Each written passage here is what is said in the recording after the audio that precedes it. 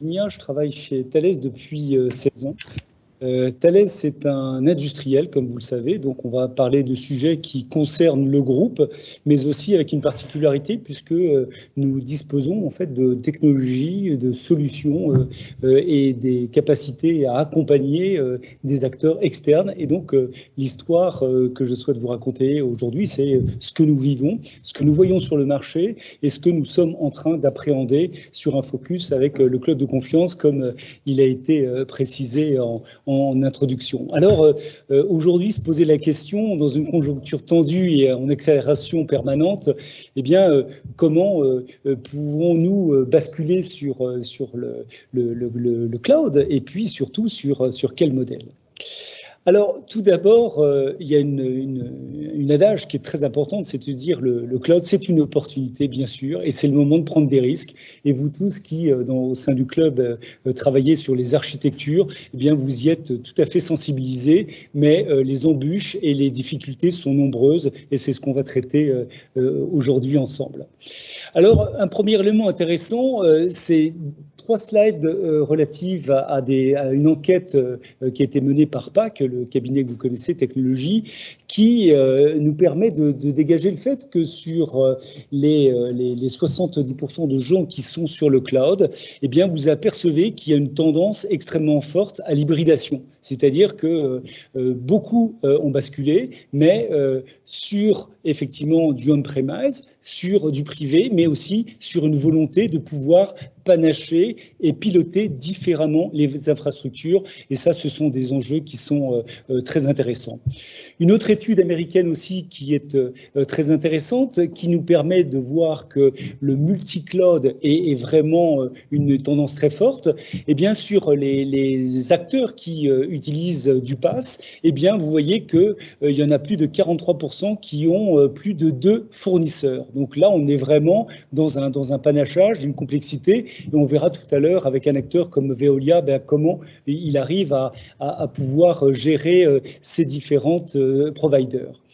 Ensuite, au niveau du SaaS aussi, eh bien, on s'aperçoit que parmi les gens qui ont adopté le cloud, il y en a 28% qui ont plus de 50 fournisseurs de services de SaaS, ce qui est énorme, mais ce qui veut bien dire que basculer sur les modes de SaaS, eh bien, c'est la porte ouverte sur un certain nombre de difficultés en termes de sécurité, protection de la donnée, usage, et c'est ce que l'on va voir dans quelques instants.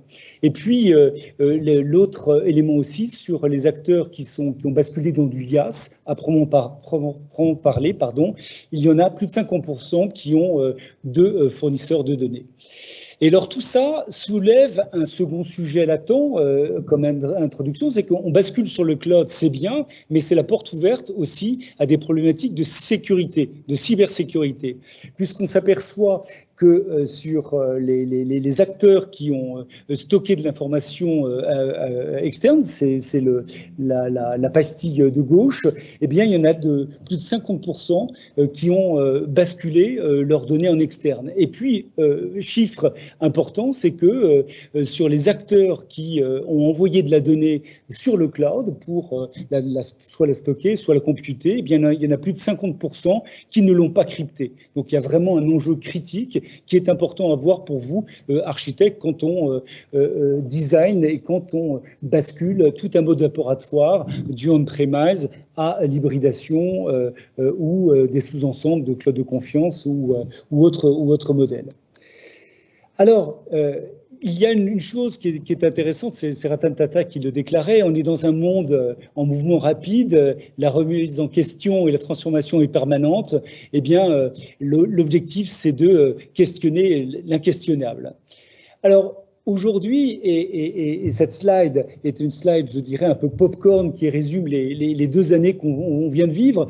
On est confronté à énormément d'éléments, je dirais, externes qui tournent autour de nos enjeux des architectures. On se retrouve avec des doctrines d'État, avec le cloud au centre. On se retrouve avec des acteurs sur le second cloud on pensait qu'il y en aurait beaucoup. Ben, aujourd'hui, il y en a peu, il y en a 4, hein, Cloud Temple, OVH, Worldline et Outscale. Il y a les grands projets européens avec Gaia X, relayé en France avec le Gaia, le French Hub, auquel je contribue. Il y a toutes les problématiques de loi extraterritoriale. Il y a les grands lancements des projets d'IPCI au niveau européen. Eh bien, quand on a tout ça sur le dos et qu'on fait des architectures, eh bien, il s'agit d'être agile et de bien comprendre où sont les dominos et comment il faut arriver à les appréhender. Alors, une chose est claire, l'appréhension de vos projets, si vous partez avec un objectif flou, vous êtes irrémédiablement avec un échec précis. Donc, ayez bien ça en tête. La nécessité, c'est vraiment de se poser sur les projets. Alors, un des premiers éléments importants quand on se pose sur ces projets, ces architectures, c'est déjà d'arriver à faire la balance entre les bénéfices, entre les avantages du cloud et puis tous les éléments, je dirais, satellitaires, type souveraineté, sécurité, conformité. Alors, effectivement, on voit que les bénéfices à basculer dans le cloud, elles sont avérées. C'est effectivement, je vais apporter de l'innovation, je vais apporter de la vitesse de compute, de la vitesse de mise à disposition de ressources. Je vais être dans de la flexibilité, c'est-à-dire je veux provisionner une VM, je la prends, je l'arrête, je vais rechercher de la donnée. De la disponibilité, c'est-à-dire je suis sur une infrastructure 24/24, 7/7. Ça, c'est une chose importante. La compétitivité, donc puisque on est sur des infrastructures externes, effectivement, il peut y avoir des avantages, mais attention sur la compétitivité parce que les usages et la consommation est différente. Et si vous ne prenez pas garde, eh bien, vous pouvez vous retrouver avec des budgets qui éclatent, bien que vous soyez passé dans du cloud, parce que les usages, l'accompagnement n'a pas été au niveau. C'est ce qu'on verra dans quelques instants. Et puis, l'autre élément, effectivement, des gains, c'est le zéro capex. Hein, les infrastructures, ce n'est plus moi qui investis, c'est le partenaire de cloud qui le fait. Donc, la balance et la contrepartie, elle s'équilibre avec effectivement la nécessité de maîtriser les coûts, c'est ce qu'on vient de dire à l'instant, la fuite des données. Je vous donnais en introduction des chiffres comme quoi il y avait plus de 50% des acteurs, entreprises qui mettaient leurs données sur le cloud de manière non cryptée, non sécurisée, et donc ça c'est une problématique pour l'entreprise. La contrepartie aussi de la dépendance. Ben, comment je fais pour sortir de mon provider? Est-ce que je peux sortir? Sous quelles conditions? Est-ce que mon application qui a été développée avec les briques d'API de mon provider, est-ce que je vais pouvoir les sortir? C'est toute la containerisation, toutes ces architectures qu'il est important de pouvoir maîtriser. Des enjeux d'RGPD aussi, c'est ma donnée, qu'est-ce que j'ai le droit de faire circuler, est-ce que je suis conforme ou pas aux règles, et puis les incertitudes réglementaires, c'est ce qu'on va voir avec le cloud de confiance, puisque ce que nous sommes en train de construire au niveau de Thales pour le marché, pour vous, c'est effectivement une solution pour pouvoir se dédouaner de ces éléments-là, et puis le risque cyber qui est bien entendu présent. Alors, comment nous, déjà, on aborde le move to cloud? Pour moi, il y a trois galaxies de risques à prendre en compte, sachant que les risques, c'est très clair, ils dépendent des organisations que vous avez. Donc, quand on design, il faut prendre en compte ces éléments. Donc, trois planètes à avoir en tête. Premièrement, la cybermenace, c'est-à-dire que tout ce que peut apporter effectivement le risque de basculer sur du cloud, je m'ouvre vers l'extérieur, donc risque de cybercriminalité, risque de cyberespionnage, sabotage, sachant que quand on parle de risque de sabotage, il y a aussi de l'interne qui peut être, je dirais, pris en compte et a besoin d'être aussi éduqué.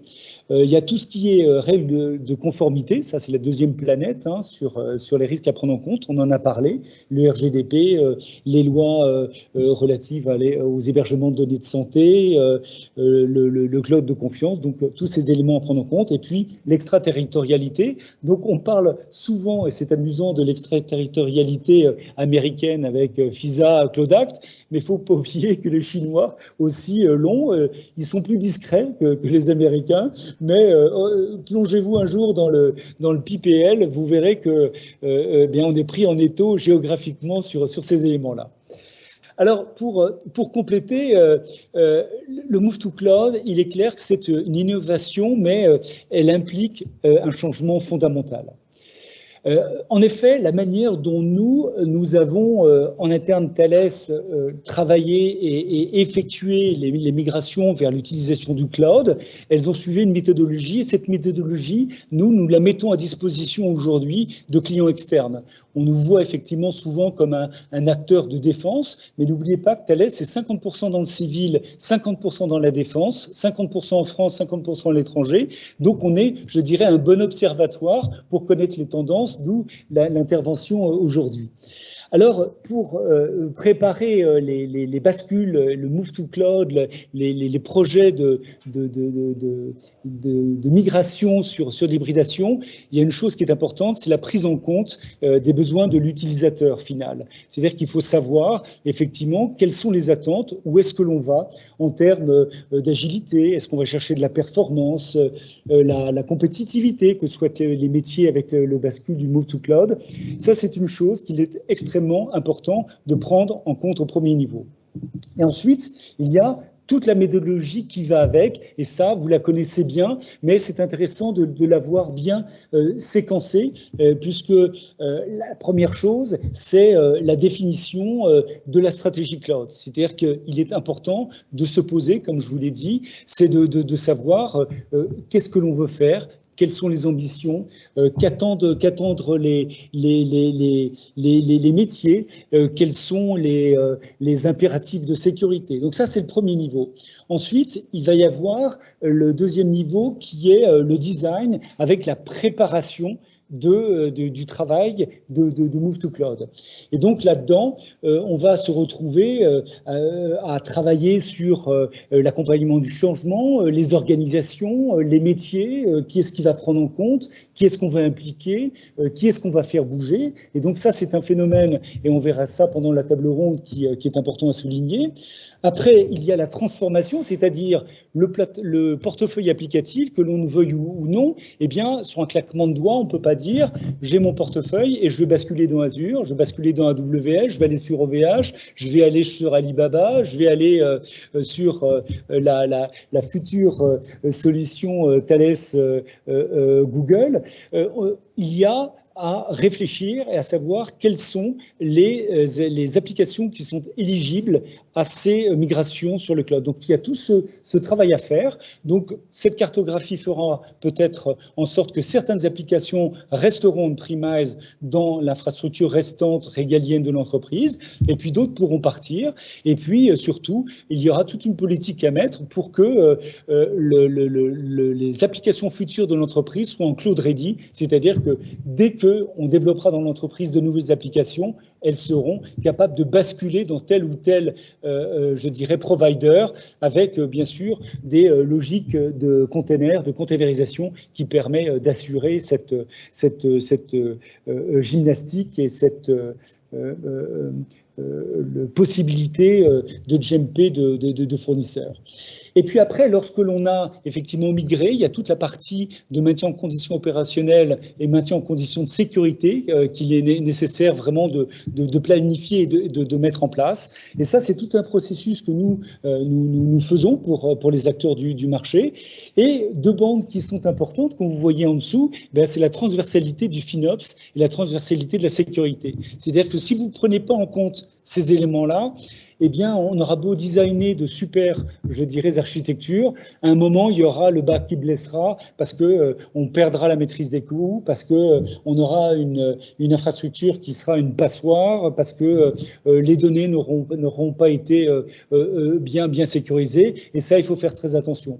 Et puis, un dernier élément aussi, c'est du vécu. Et c'est vrai que vous verrez dans vos entreprises, il y a aussi un tips qu'il est intéressant d'avoir, c'est de se poser un jour et de se dire où est la cartographie de ma donnée. Est-ce que je sais, est-ce que mon entreprise sait pertinemment où est l'information, quelle est la valeur, l'importance, la segmentation de la donnée, et ce qui permettra de pouvoir donner un éclairage, si vous êtes OIV ou SE, à se dire, eh bien, j'ai telle donnée, effectivement, qui est bijou de la couronne, que je dois protéger selon la LPM, et donc, comment je vais la détourer, et sur quel acteur de confiance je vais pouvoir la faire basculer. Un autre élément assez important qu'il faut que vous ayez en tête, vous voyez sur la partie droite que j'ai entourée en rouge, c'est toute la partie qui est relative au cloud. Vous avez en bleu ciel la responsabilité de l'entreprise et en bleu marine la responsabilité du cloud provider. Et vous voyez, ce qui est super intéressant, c'est de se dire que, et il ne faut pas l'oublier, c'est que le provider, il est responsable de la sécurité de ses infrastructures, mais vous, dans l'histoire, vous êtes responsable de la protection de vos données. Et donc, il y a vraiment cet élément à prendre en compte. Et donc, au niveau de Thales, on a des technologies qui permettent de faire cette protection de la donnée. Et cela ne vous aura pas échappé, mais on a fêté les 3 ans et demi du rachat de Gemalto, qui nous a apporté des technologies complémentaires pour vous garantir cette sécurité de la donnée.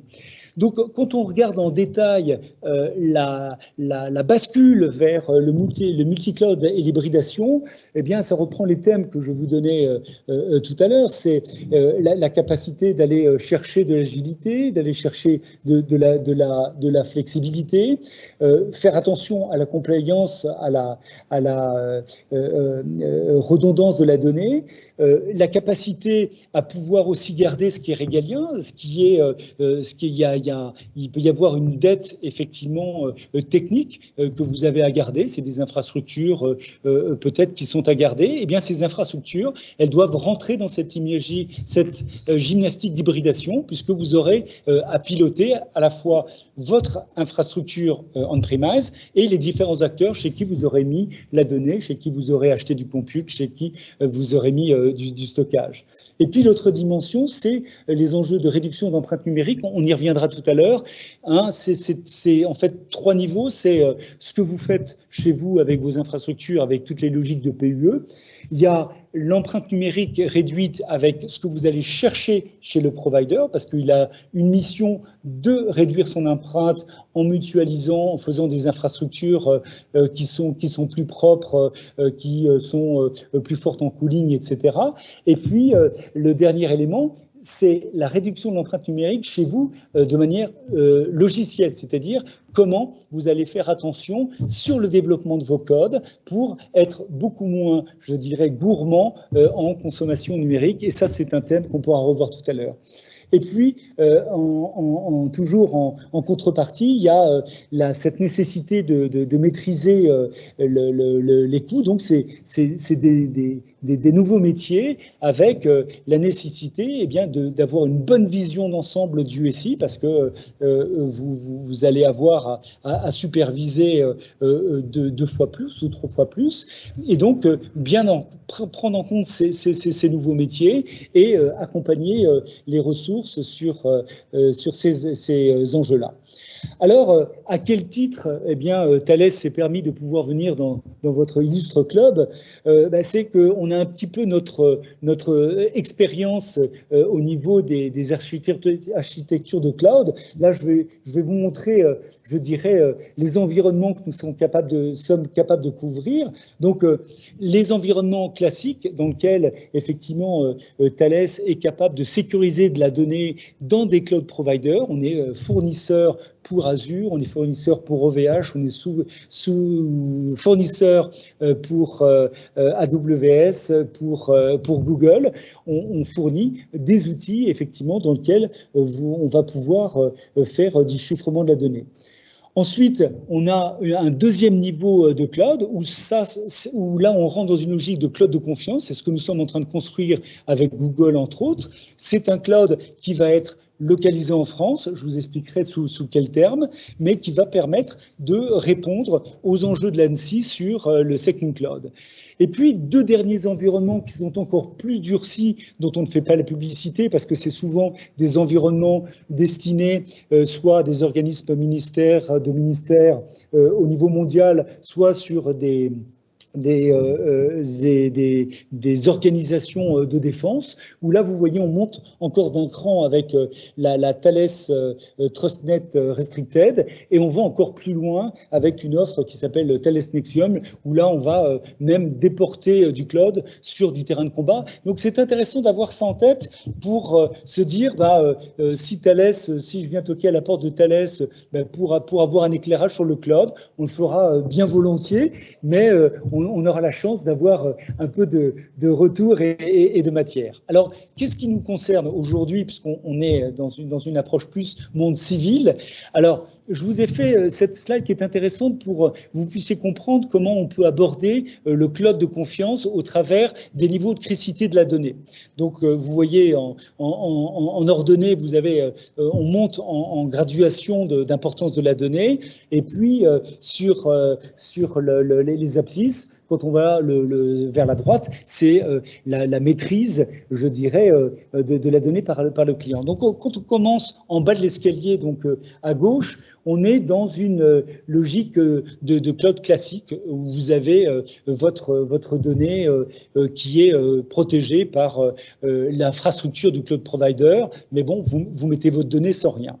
La deuxième marche, on va rentrer dans une logique où vous allez prendre la main sur la gestion des clés des utilisateurs. C'est ce qu'on appelle le Bring Your Own Key ou All Your Own Key, où vous allez apporter, je dirais, une capacité à avoir la main sur le cryptage de la donnée.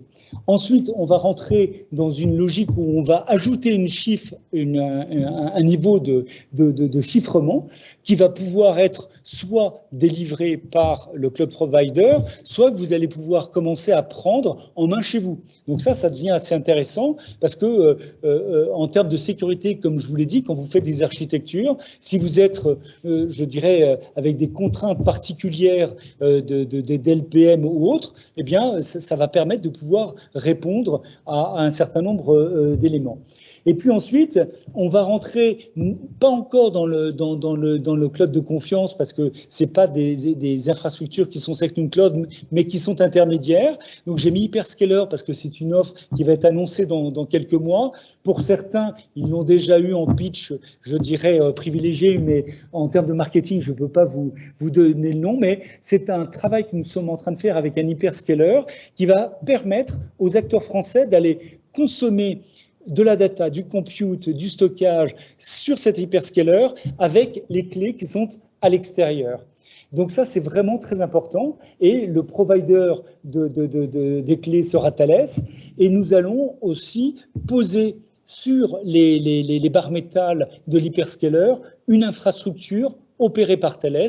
Donc, ce qui permettra, dans l'instance du client chez cet hyperscaler, eh bien de pouvoir se garantir que la donnée est, je dirais, difficilement captable si elle devait, par malveillance, être amenée à sortir du territoire ou des data centers. Donc, ça permet déjà d'avoir une garantie. Et puis, le dernier étage, je vous le détaillerai dans quelques instants, c'est vraiment le cloud de confiance, c'est-à-dire des infrastructures qui sont sur les directives Second Cloud de l'ENSI, sur lequel on se retrouve avec de l'hébergement en France, avec du personnel français qui opère et la garantie que la donnée ne sera pas amenée à sortir. Alors, je vous le disais à l'instant, donc les marches 4 et 5 de mon graphique, il y a celle donc qu'on est en train de développer avec un hyperscaler.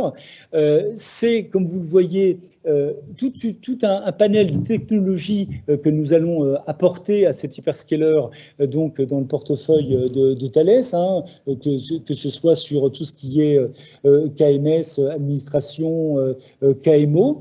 Donc l'hyperscaler fournira bien sûr ses services de compute, de stockage classique, de services, et nous serons à même de pouvoir poser une infrastructure telle que vous l'avez là sur votre droite. Vous voyez l'hyperscaler. Donc sur la partie gauche, on est sur l'utilisation classique. Si vous êtes client, si vous êtes, par exemple, on va prendre Veolia, puisque nous allons les recevoir, vous êtes Veolia en haut en termes d'utilisateurs. À gauche, vous êtes sur un schéma classique où votre donnée n'est pas importante, donc vous la posez et elle est renée par les infrastructures de l'hyperscaler. Et sur le schéma de droite, vous êtes sur une volonté de pouvoir encrypter la donnée et faire en sorte qu'elle ne soit pas, je dirais, lisible et administrée par un tiers qui est Thales. Et là, vous avez une couche Thales qui est posée sur les barres métal de l'hyperscaler avec des clés qui sont gérées à l'extérieur du cloud provider, donc chez nous, dans des instances de tiers de confiance. Donc ça, c'est une infrastructure innovante qui est comment dire, une marche, c'est pour ça qu'on l'a appelé Thales Secure Cloud, une marche avant la partie cloud de confiance. Et puis, vous l'avez vu dans la presse, on en fait le lancement d'ici quelques semaines et je pense que dans la presse, vous aurez la capacité de venir à la journée que nous allons organiser avec Google Cloud, c'est le cloud de confiance. Et donc là, on rentre vraiment dans, je dirais, une architecture qui n'existait pas et penser qu'un hyperscaler ait eu le courage de détricoter tout son modèle et toutes ses architectures pour répondre aux exigences des entreprises françaises et de l'État français, c'est quand même quelque chose d'extraordinaire. Alors, pourquoi la proximité avec Google? Je vous parlais tout à l'heure du rachat de Thales avec Gemalto. Gemalto est un acteur qui a toujours été proche avec Google depuis des années. Et quand Google s'est dit, il faut sur le terrain européen que je fournisse des solutions de confiance, eh bien tout naturellement, ils ont demandé à Thales qui a relevé le défi et donc nous avons fait la proposition de valeur suivante sur notre offre donc qui a un nom de combat Newco. Pour l'instant, le nom marketing vous sera dévoilé dans quelques semaines. Alors, quand on regarde la proposition de valeur, c'est les cibles d'administration civile, c'est aussi le secteur privé, c'est les OIV, les OSE, donc des gens qui ont besoin de consommer du compute et la chance, c'est qu'ils vont pouvoir accéder à toute la technologie de Google, avec bien sûr toute la capacité de service qui va derrière.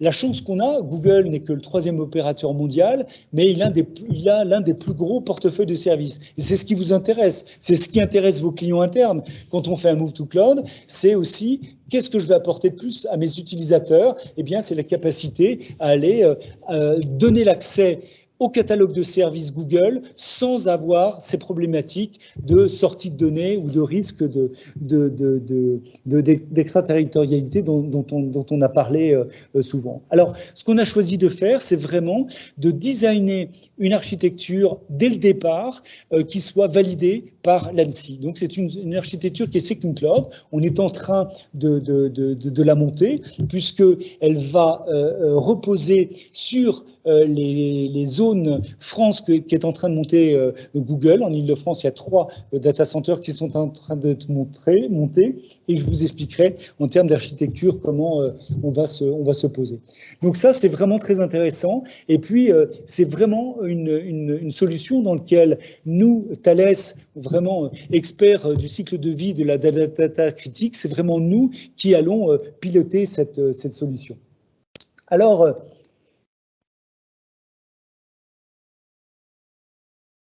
quand on regarde la cartographie des services de Google que vous connaissez certainement,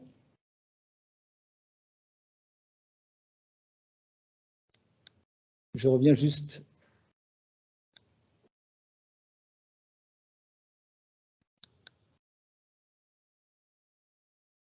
J'essaie de revenir juste en arrière.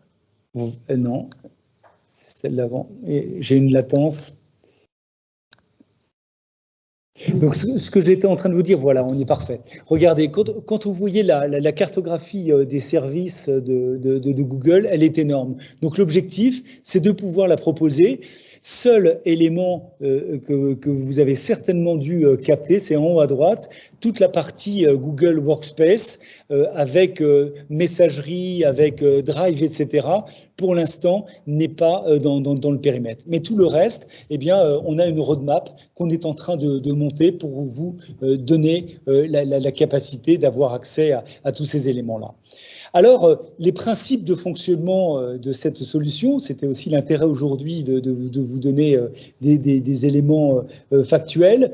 Donc, l'hébergement, je vous ai parlé des 3 data centers de Google qui sont en Île-de-France.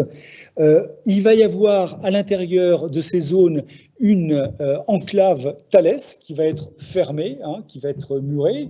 Donc, on va utiliser de la techno Google qui vont nous transmettre, donc qui aura une latence de mise à jour puisqu'on va avoir une logique de bac à sable quand il y aura besoin. Mais il est très clair qu'un technicien Google ne peut rentrer dans cette enclave que s'il est accompagné par un tiers de confiance, donc un collaborateur Thales. Sur l'élément aussi important, c'est le support. Hein. Tout ce qui est support, c'est des acteurs thalésiens qui le feront. Et puis, je vous parlais effectivement sur le principe de fonctionnement de mise à jour. On est dans une logique où tout ce qui rentrera dans cette bulle de ce cloud de confiance, eh bien, aura nécessité d'être audité. Donc peut-être pendant les éléments de questions-réponses et de table ronde, je pourrais répondre aux éléments complémentaires. Alors, cette société, donc, comme je vous ai dit, Newco pour le moment, l'actionnaire, il est clair, c'est Thales qui est majoritaire. Je peux vous donner les chiffres. Thales a 90% du capital, donc on est vraiment compliant par rapport aux exigences de l'ANSSI.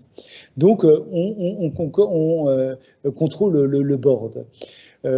Sur la gouvernance, Google a un siège, c'est un siège qui est consultatif, ils n'ont pas de droit de vote. Donc, sur la stratégie et ce que cette société va délivrer, l'ambition et l'avenir et la stratégie, elle est détenue, donc elle est chez Thales. Et puis, sur les actifs, effectivement, comme vous l'avez vu précédemment, ce sont des data centers que nous louons directement à Newco. Voilà, donc on est sûr qu'il y ait, je dirais, des infrastructures qui soient à l'état de l'art.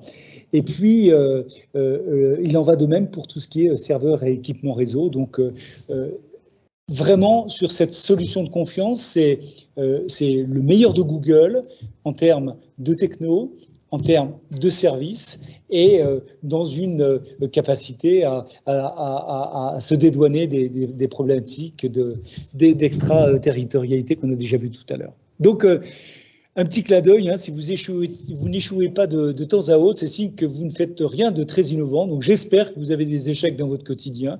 C'est Woody Allen qui disait ça, c'est un petit clin d'œil. Et pour terminer, pour s'ouvrir, quelques éléments de réflexion vraiment par rapport aux enjeux de Move to Cloud. C'est tout d'abord l'aspect des enjeux de confiance, parce que quand on parle de l'hybridation, quand on parle de Move to Cloud, eh bien, il va avoir besoin d'une nécessité de confiance sur tous les clouds, que ce soit des petits, des gros, des moyens. Lorsque vous allez choisir de jongler avec des hyperscalers ou de panacher votre service, eh bien, il y a cet élément de confiance à prendre en compte. L'autre élément, c'est l'automatisation. Vous savez très bien que l'un des enjeux des hyperscalers, quelle que soit leur taille en France, c'est l'automatisation, parce que aujourd'hui, les tâches qui sont faites avec des équipes de 10 personnes, si vous n'êtes pas capable de les automatiser, eh bien, au niveau du modèle, au niveau des coûts, vous n'arriverez pas à résister. Donc, il y a ces enjeux qui sont intéressants à avoir en tête sur le marché. Aussi, la fragmentation, ça peut aussi devenir un casse-tête pour vous dans vos architectures, parce que avec la pléthore de l'offre, après, on peut s'y perdre. Qu'est-ce que je dois faire? Quelle est mes stratégies? Mais est-ce que je dois aller chez l'un, chez l'autre, etc.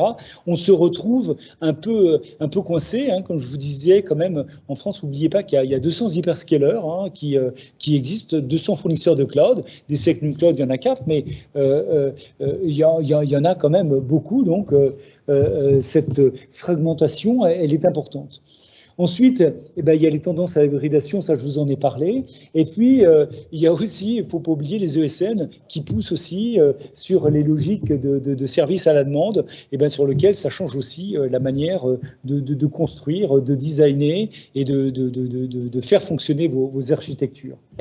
Et puis, j'ai repris des éléments qui étaient intéressants. Il y a quelques semaines, l'ANSSI a fait un petit papier, mais qui est important je dirais, à méditer par rapport à la présentation. C'est un peu tous les risques sur les mauvaises utilisations du cloud.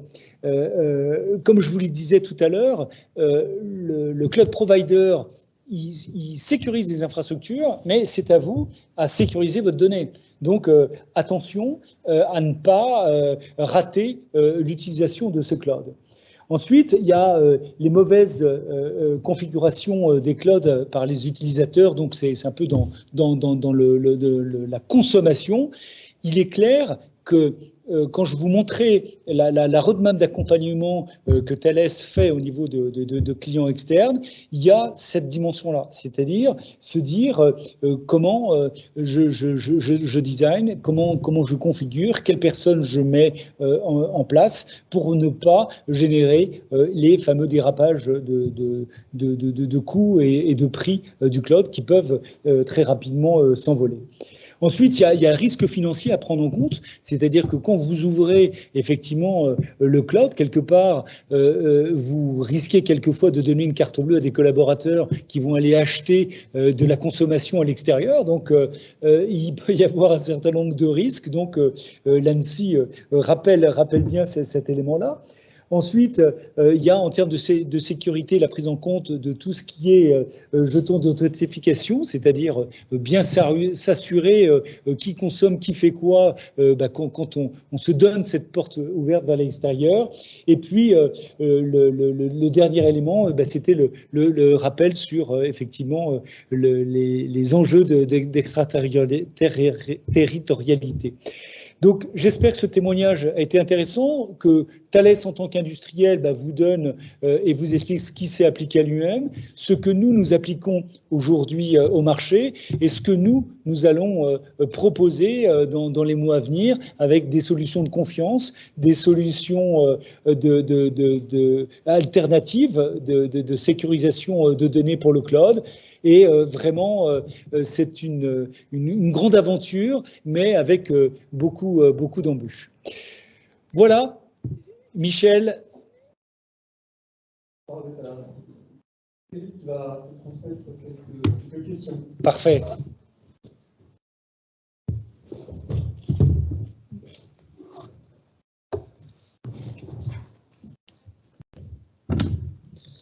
Bonjour à tous et merci encore Xavier pour ce témoignage. Donc je vais me faire le relais des quelques questions qui ont été posées dans le chat. N'hésitez pas si vous en avez encore d'autres à, je me recentre, à nous les envoyer dans le chat. Je fais le relais. Alors, sur la partie réversibilité fournisseur, on avait une question que tu l'as un peu évoquée. Oui. Pour se dire finalement comment elle peut être gérée. Est-ce que tu peux un peu détailler comment se passe la réversibilité d'un provider vers un autre, au sens de la capacité à changer de provider? Très bonne question, mais c'est vraiment un enjeu. La problématique de la réversibilité, elle doit s'aborder sur ce que l'on met chez le provider. Est-ce que on parle de réversibilité de compute avec des applications? Est-ce que c'est du stockage, etc.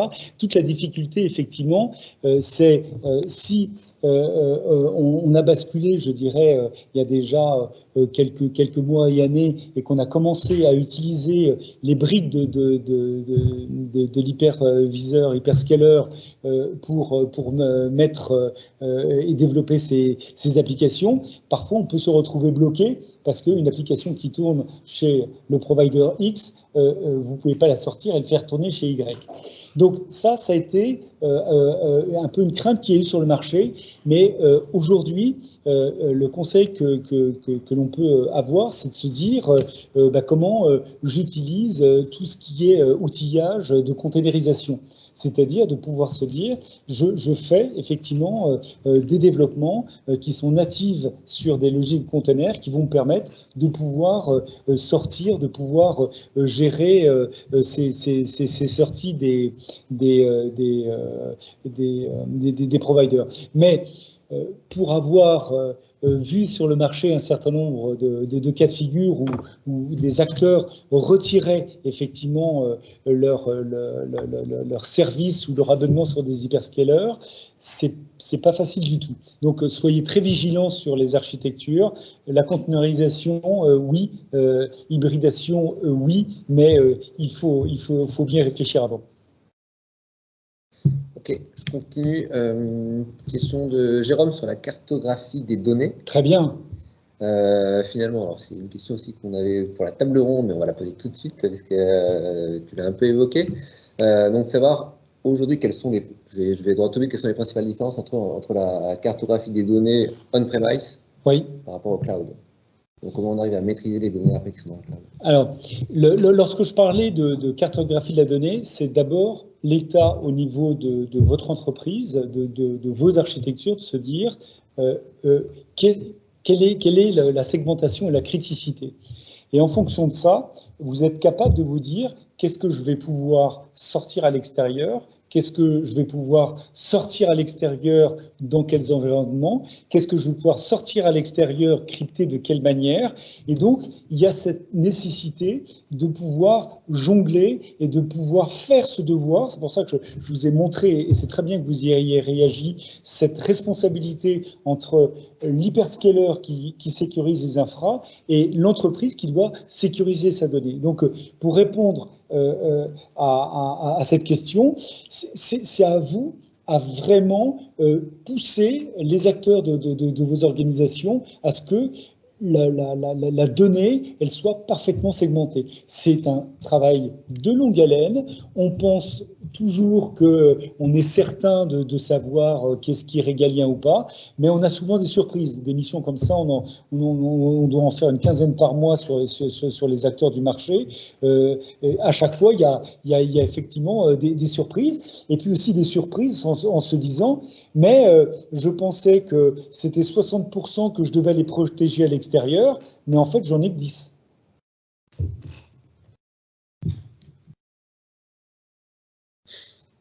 Ok. Je vois qu'on a une question sur le chat sur la solution. Est-ce qu'elle est conforme au futur règlement européen Digital Market Act? Alors, si c'est la question par rapport à Google, la solution faite avec Google et Second Cloud, Joker. Je vous répondrai dans le chat. Je reprends sur les questions précédentes. Sur la gestion des accès, oui. Alors c'est plutôt une question un peu générale. Donc, est-ce que le cloud, finalement, a accéléré la mise en place de la gestion des accès, qui est un prérequis maintenant pour éviter de configurer les accès à tout nouveau arrivant dans les entreprises? Oui, effectivement, ça c'est une très bonne remarque, là, parce qu'on parle d'infrastructure. Effectivement, l'hybridation, le fait que l'entreprise s'ouvre vers l'extérieur et des accès et donne l'opportunité, en fait, et porte les flancs à des risques par exemple, de cyberattaque, de cybersécurité, comme je vous le disais en début. Oui, ça a permis de pouvoir développer effectivement la vente. Si là on parle de vente de solutions, parce qu'on vend des solutions sur effectivement la gestion des accès, c'est un des très gros leviers. Et puis avec, je vous donnais, je dirais, l'environnement Covid fait en sorte qu'avec tout le remote qui a été basculé en quelques semaines, eh bien, il y a eu énormément de besoins autour de ces technologies-là. Ok, une question sur les prix des services entre le cloud public Google finalement et le cloud souverain.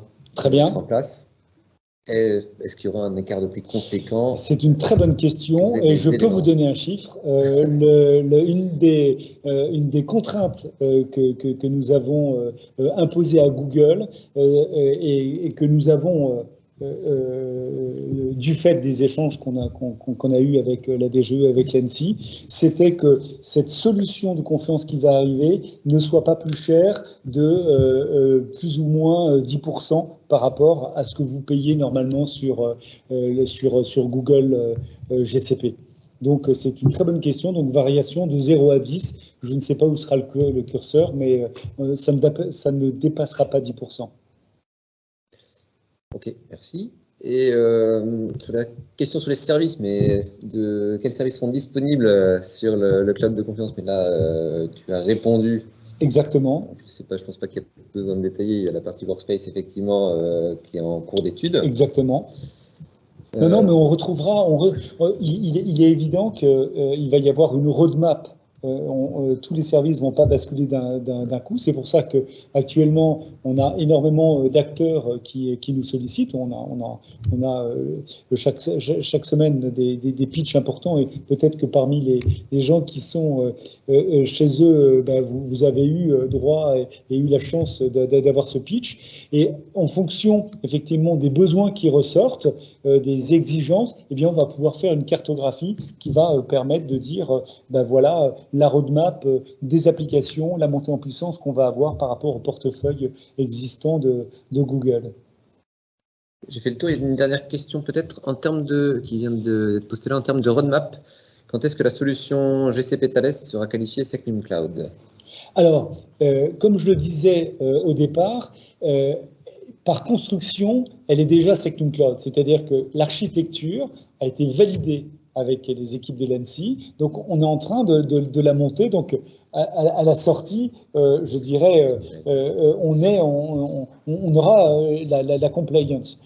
Bien sûr, il ne faut pas pêcher par orgueil. Il y aura certainement les procédures habituelles.